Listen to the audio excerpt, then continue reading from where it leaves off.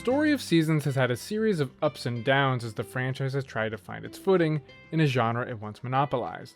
Unfortunately, Story of Seasons also tends to favor a traditional style that struggles to reinvigorate their place atop an ever-growing farming genre on the Switch. This problem rears its head too in the new remake, Story of Seasons: A Wonderful Life. Rather than building upon all the things that made its predecessor, Pioneers of Olive Town, so incredibly fun, its day-in, day-out gameplay loop dwells far too much on its past self. At its most basic, Story of Seasons: A Wonderful Life puts players in the shoes of a lightly created character that takes over a farm in the town of Forgotten Valley. Once there, they'll go and meet the residents and get themselves acquainted to their new life of agriculture. As they do, they'll build relationships, grow crops, raise animals, explore, go fishing, and even raise a family, all in a slice-of-life-esque fashion as the days, seasons, and years pass by.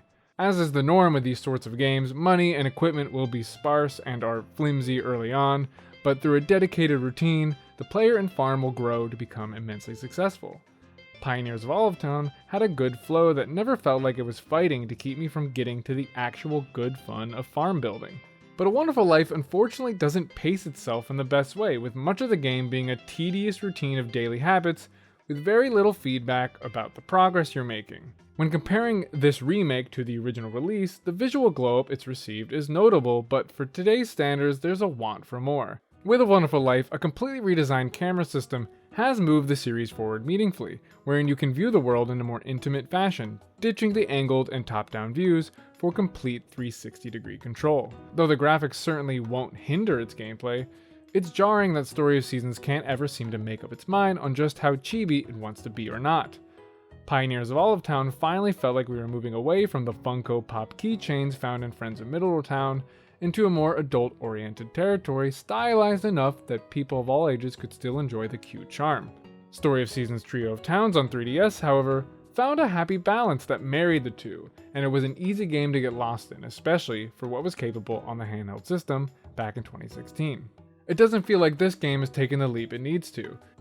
It's particularly uncomfortable when there's an emphasis on marriage and building relationships, which would eventually lead to romantic involvement and settling down, yet everyone kinda looks like they're at an age where they're still playing with fidget spinners. It's really hard to put yourself in the main character's shoes and get immersed in your life.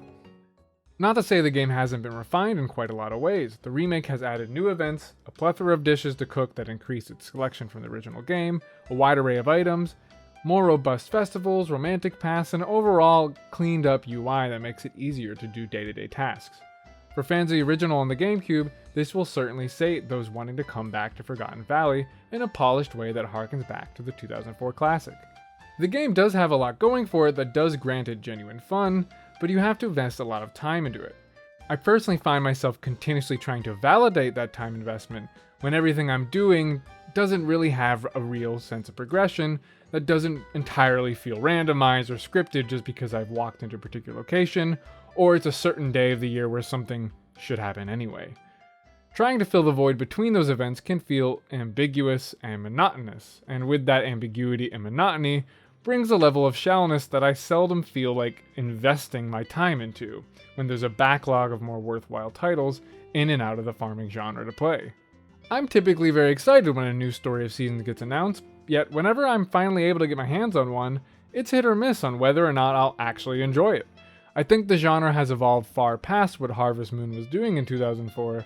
As such, this remake ends up feeling a bit bland and uninspired, and it's a shame when it comes from such a distinguished brand.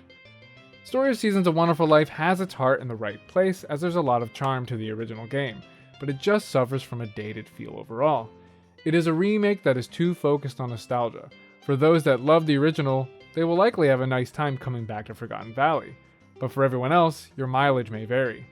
Thankfully, it looks and runs good on Switch, but the tired formula that the series has gotten all too comfortable with unfortunately makes this remake feel stale in more ways than one. Here's to hoping that with new original entries in the series, refreshing ideas can put Story of Seasons back on the pedestal it once held.